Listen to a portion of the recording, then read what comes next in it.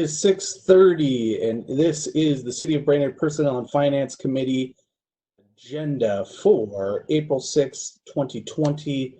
With me via wonderful internet are Jennifer Bergman. Kevin Stunick. I knew that was going to happen. Let's go around the room. We'll start with, well, I guess at my left. Yeah, how are you going to do that? Oh, no. Hey. We'll start, Connie. I can mute it. Connie Hillman, City Finance Director. Kevin? Alderman at Large Kevin Stunick.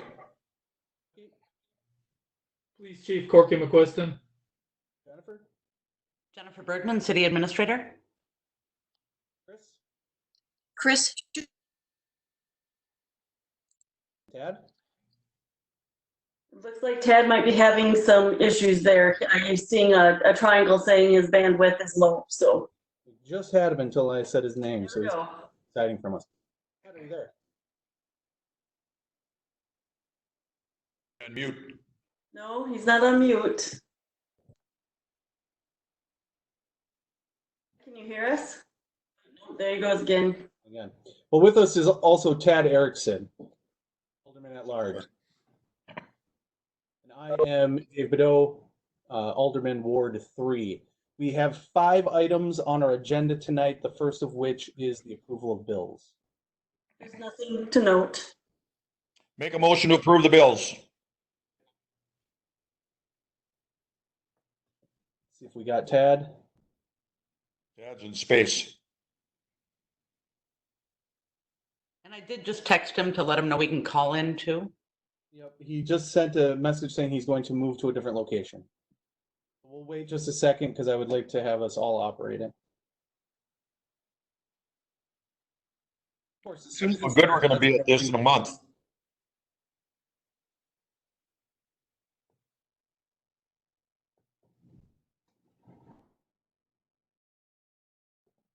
How many cans tonight, Dave? We're hoping for 1. Okay. I got a pretty empty house. They're coming back later though, so we gotta move. Otherwise, it's gonna get loud. Well, you have the keys to the car. It looks like we might be getting Tad as a call-in user. Can't play the game. Sounds like me. We've got Ed as well that just joined us. Okay. Hi, Ed. Ed. Ed Mink has joined us as well, and we are still waiting to hear if we've got Tad on the phone. Who is caller number 2?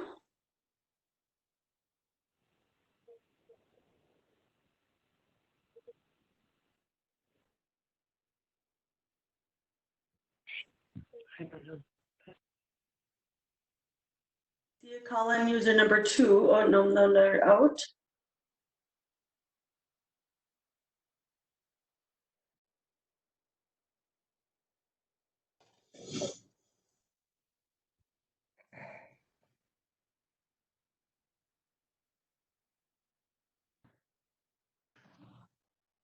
We have a little extra time, so we'll wait. Should probably get moving here Okay. after a minute, so we'll just wait a couple. We'll wait a couple more minutes to see if he can get back on. Okay.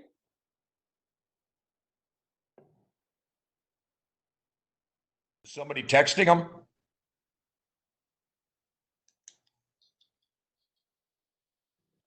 I did text Tad and let him know he could call in also. All right.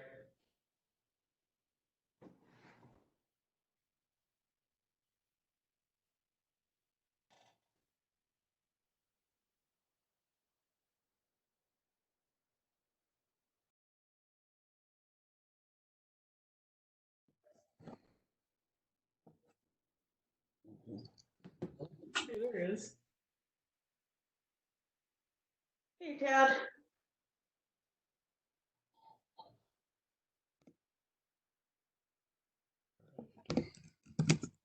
All right, I got video back, but I don't have audio. I'm trying to unmute.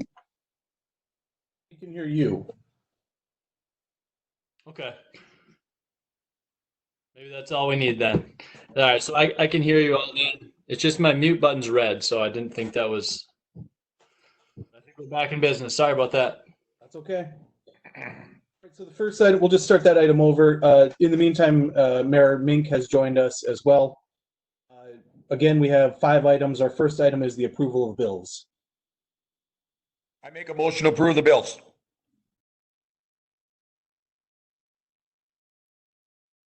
Ted, can you, oh, And I'll second. There we go. All right, so we have a motion by Alderman Stunek, a second by Tad Erickson. Any other discussion? Hearing none, we will do a voice roll call. okay, Stunek, Yes. Erickson, Yes. Cadeau. Yes. Okay, item number 2, the police lieutenant resignation and promotion.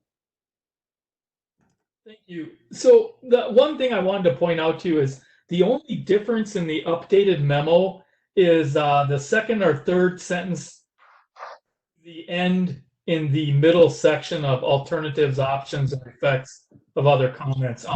There's really just the 2 recommended motions stay the same, but as you'll see attached to the memo is Lieutenant Chad Clemens' letter of resignation. That was a longtime career goal of his, unfortunately for us, was to get a job with the BCA. He had actually turned down jobs before with the BCA because they weren't the Brainerd office. And so the Brainerd office finally opened up. He applied for it. He unfortunately got it. So it's a huge loss for our department. But with that position being new, the eligibility list is only a year old for that position. And Sergeant Mike Kulzer is the next eligible person on that list. So what I kind of want to direct your attention to is the wage setting and the rationale behind it. I did some math on this, and if we move him to the step 5 lieutenant wage, I believe that would be, it ends up being about $170 cut in pay because he's going to lose the shift differential that he gets with the sergeant's position for working nights half the year. So what we're asking for is that he be selected for the position and that we have his wage set at, I believe, if I get this right now, I got the right one, at step 6 of that bargaining unit's rate for the lieutenant position. He is at step 6 for the sergeant's position.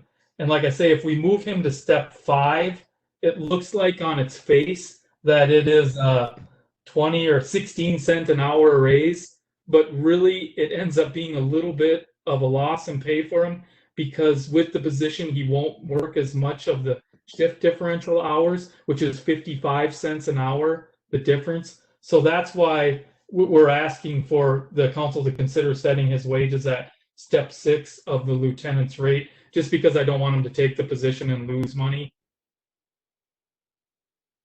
And you refer to it as the shift differential rate? Right. So what happens is when any of the police officers or the sergeants work hours between 4 p.m. and I think it's 8 a.m., it's basically the afternoon and nights, they earn 55 cents more an hour.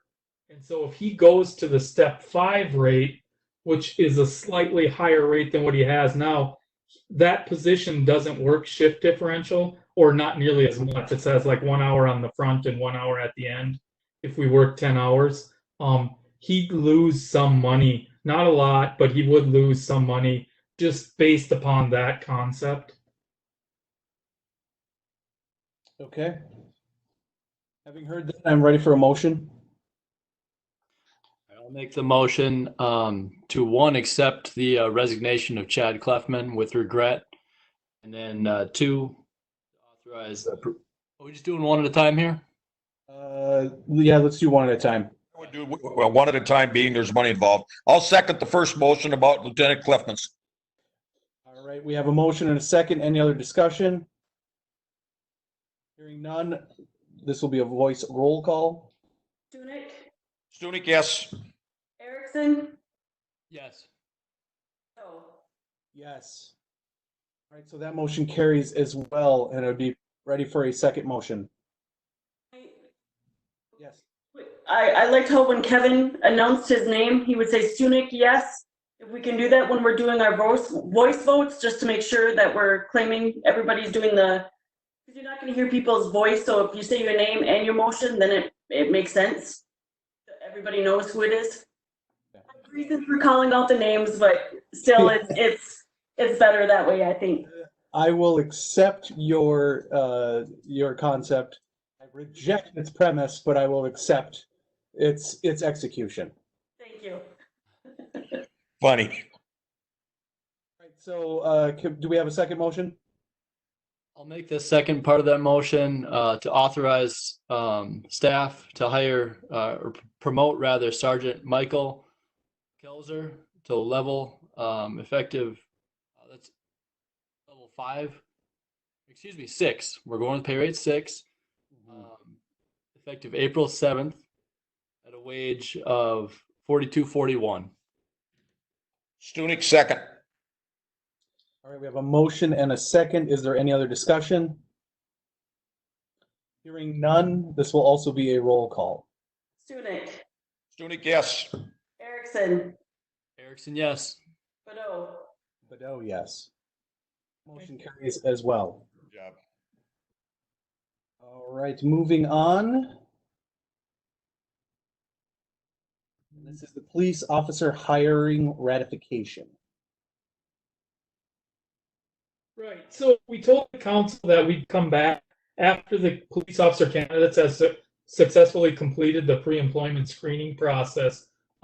That's done with police candidate Dalton Langer, and we actually had him start a week ago Monday. So this is just for the council to affirm his hiring date of March 31st. That was or actually that's a typo. That should be Monday, March 30th. So Chris pointed that out to me before. So I should have cleaned that up in the motion, but you need to say the effective starting date of March 30th, and that he is starting at step 1 of their agreement rate at the listed $27.43 an hour. Okay, and this is just the final step in this process? Right. So what we've done before, because of sometimes the challenges in the pre-employment screening process, is we decided to make the conditional job offers and then come back to the council to affirm the hiring date and the starting wages after they've successfully done those things. Perfect. I'm ready for a motion, but I can't see all the stuff Corky said. Connie, can you scroll that down for us? I can. Let's see here. And Kevin, you just have to remember that I've got a typo in there. It should say March 30th for the motion, not 31st. Sorry. No problem. I'll make a motion to affirm the hiring of police officer Dalton Langer, starting at the LELS 2020 step rate of $27.43 an hour with an effective starting date of March 30th, 2020. All right, we have a motion. Do we have a second? Second.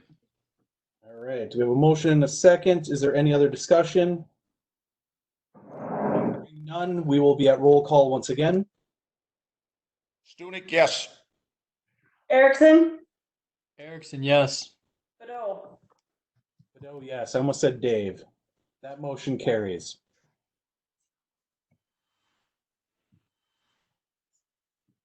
All right, our next item is the next item is the Lccmr submission request. Okay. So on March 16th, the council motion directs staff to research and pursue funding opportunities to design and construct the Mississippi Landing Trailhead. As I mentioned in that presentation, one of our biggest things that we're going to be pursuing is funding from the Legislative Citizen Commission on Minnesota Resources, or LCCMR, from the Natural Resource Trust Fund, or actually Environment Natural Resource Trust Fund. This is something they generally do on an annual basis. You apply in 1 year, and if you're provided funding, you get the funding the following year. So this is for the, what they call it, 2021 cycle. So we would submit this month. Deadline is April 15th. And then throughout this year, it goes through its review, has multiple review steps, and selection process. And then if this project would be selected by first the LCCMR commission on to the state legislature. And if it's ratified by the state legislature in early 2021, we would be getting I believe, I want to say July 1st of 2021. So we are requesting approval from council to submit the Mississippi Landing Trailhead as a response to the Legislative Citizen Commission on Minnesota Resources 2021 Environment and Natural Resource Trust Fund at a requested sum of $3.8 million. And also, there's also an adopted resolution of support that if council gives approval, we request would also be adopted.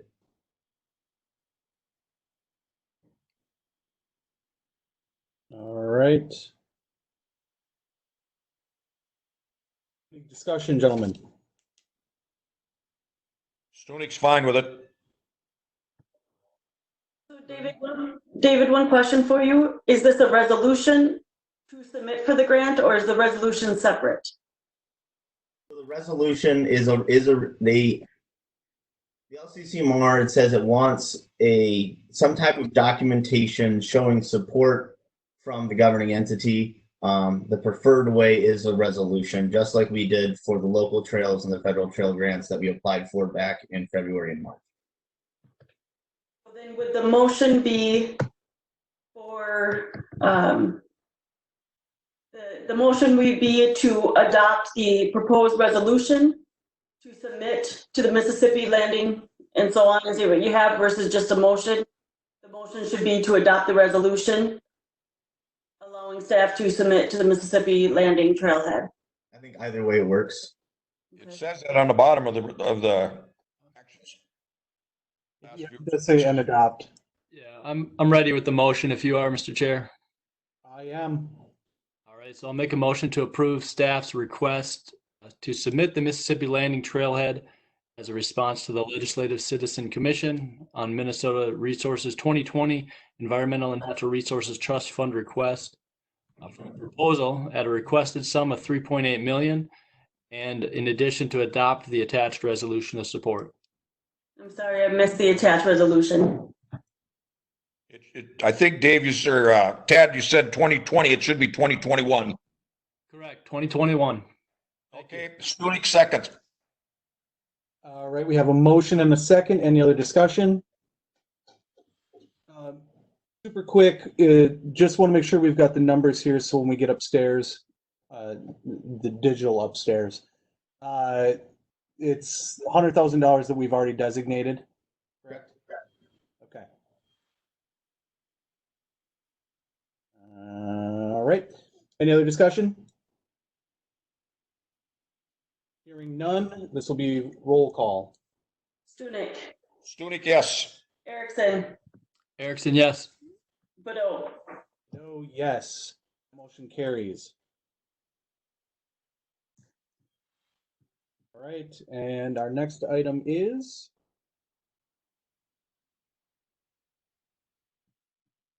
scrolling.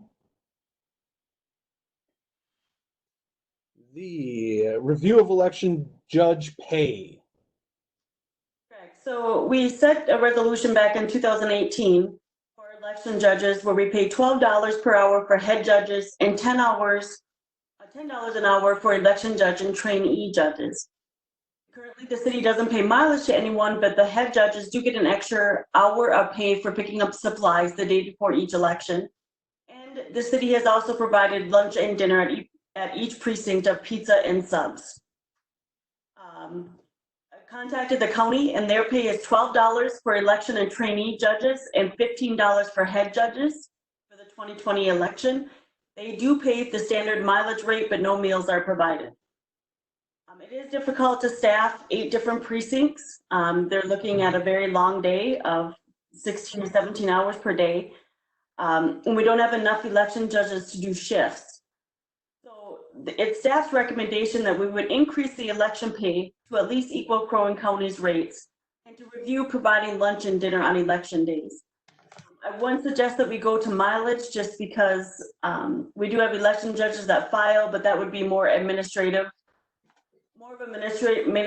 issue. So I think my suggestion would be to council is to discuss the pay, and then if you want to continue to provide lunch and dinner, or just one or the other, or neither.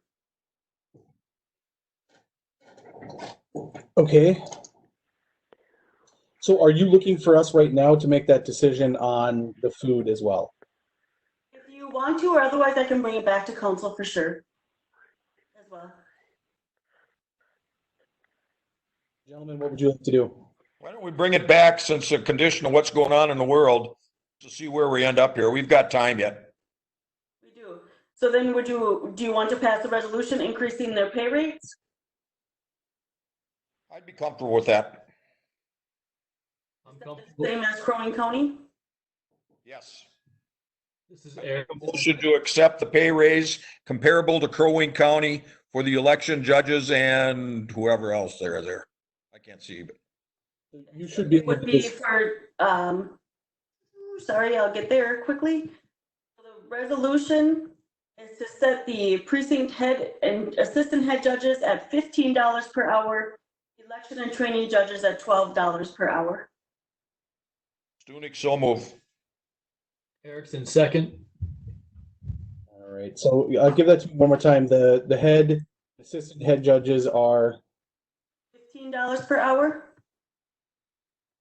And the election judge and trainee judges would be $12 per hour.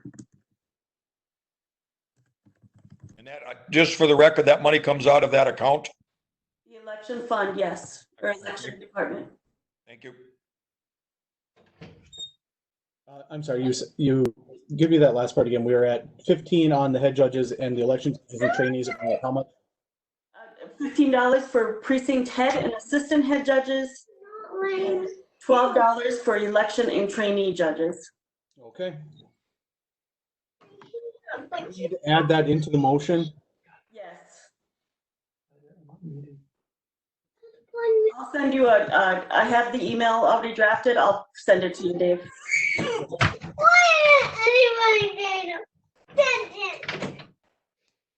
The first of many. All right, so we have a motion and a second. Do we have any other discussion? Hearing none, this will be voice call. Stunek, Stunek, yes. Erickson, Erickson, yes. Badeau. Oh, yes. That is it. That is our last. All right, so now we can go join the special meeting. Adjourned. Bye all. See you in a second.